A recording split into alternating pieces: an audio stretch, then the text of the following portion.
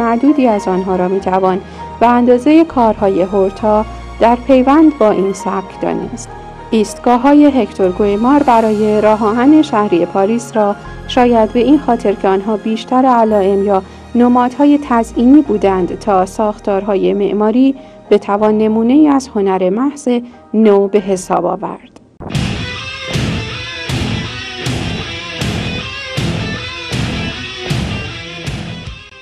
هنر نو گرچه ریشه در نبوغ حالت انگیز نقاشانی چون گوگن و ونگوگ و معمارانی چون گودی، مکینتاش و ونولده داشت، اما عمدتاً به صورت جنبشی در هنرهای تزئینی باقی ماند.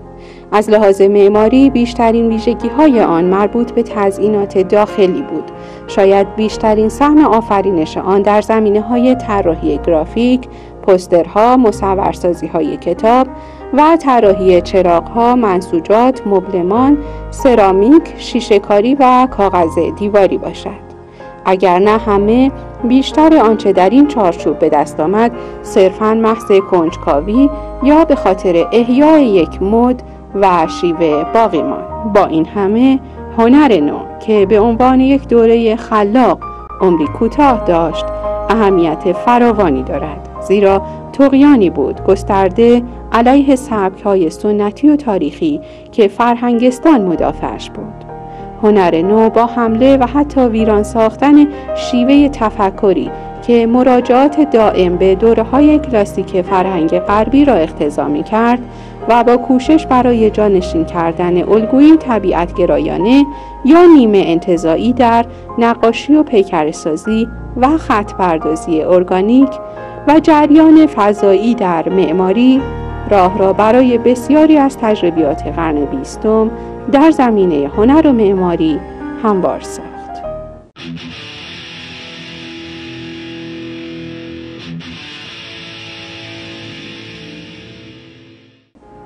نبیها. هرچند که خاستگاه‌های نقاشی قرن 20 را باید در اندیشه‌ها و دستاوردهای استادان بزرگ آخر قرن 19 به ویژه سزان، گوگن، ونگوگ و سورا سراغ گرفت، ولی این اندیشه‌ها تا حد زیادی از طریق بسیاری از نقاشان کم اهمیت‌تری انتقال یافت که با گرایش‌های پرنفوذ هنری پایان قرن 19 یعنی نو امپرسیونیسم، نمادگرایی، هنر نو و نبیها در پیوند بودند. نو امپرسیونیسم به توسط سورا و سینیاک در سال 1884 به هنگامی به وجود آمد که عده‌ای از نقاشانی که بعد به جنبش پیوستند با هم نمایشگاهی در پاریس ترتیب دادند به نام گروه نقاشان آزاد. کمی بعد در 1884 انجمن نقاشان آزاد به همت سورا، هنری ادموند کروس، رودون و دیگران سازمان یافت که به عنوان میدانی برای عرضه آثار نقاشان در پیشرفت هنر اوایل قرن 20 تأثیر بسیار داشت. نمایشگاه‌های معروف به بیست‌ها در بروکسل نیز به همان اندازه اهمیت داشت. ونگوگ، گوگن، تولوز لوترک و سزان هم در نمایشگاه نقاشان آزاد شرکت می‌کردند و هم در نمایشگاه بیست‌ها.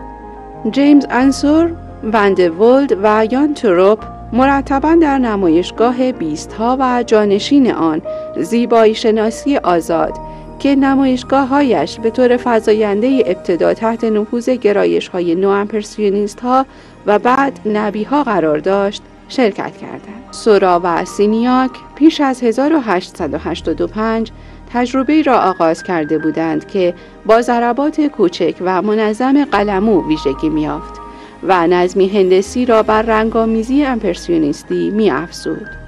به زودی کامیل پیسارو، نقاشی بسیار مسن‌تر از آنان که امپرسیونیستی شناخته شده بود، به آن دو پیوست. پیسارو در میان امپرسیونیست‌ها و پیروانشان مردی متشخص و صاحب نفوذ بود و پیوستنش به نو امپرسیونیسم گرچه به زودی از آن کناره گرفت، به گسترش نو امپرسیونیسم کمک اساسی کرد.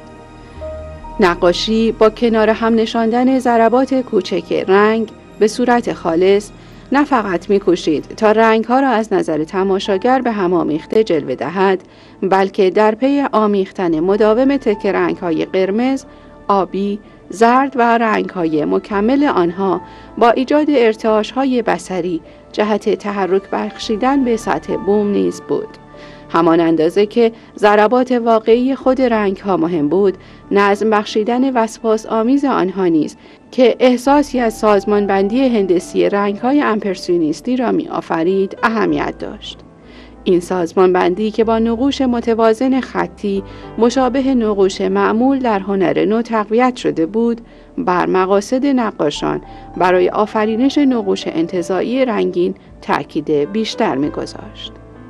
نو امپرسیونیسم طی اواخر دهه 1880 به سرعت گسترش یافت و به ویژه نقاشان جوان بلژیکی را از طریق برپایی نمایشگاه‌ها در بیست‌ها تحت تأثیر قرار داد. هانری وان د ولد مهمترین هنرمند بلژیکی است که به جنبش نو امپرسیونیسم گروید و همو بود که جنبه‌هایی از نو امپرسیونیسم را وارد جنبش هنر نو کرد. ون گوگ شیوه قلمزنی نو امپرسیونیسم و حتی تاکید نو امپرسیونیسم بر تحرک خطی را گرفت و آنها را به تناسب مقاصد بیانی خود تغییر داد. از این لحاظ اعتقادات خود سورا درباره کارکردهای بیانی و نمادگرایانه رنگ‌ها و بافت ضمنی آنها را نباید از یاد برد.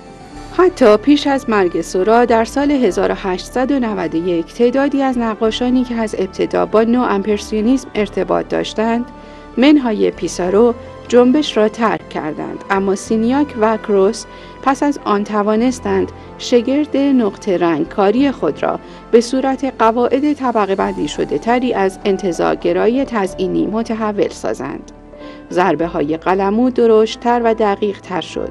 خطوط گویایی بیشتری یافت و این گرایش ها زمینه را برای طغیان فووها در نخستین سالهای قرن 20 آماده ساخت.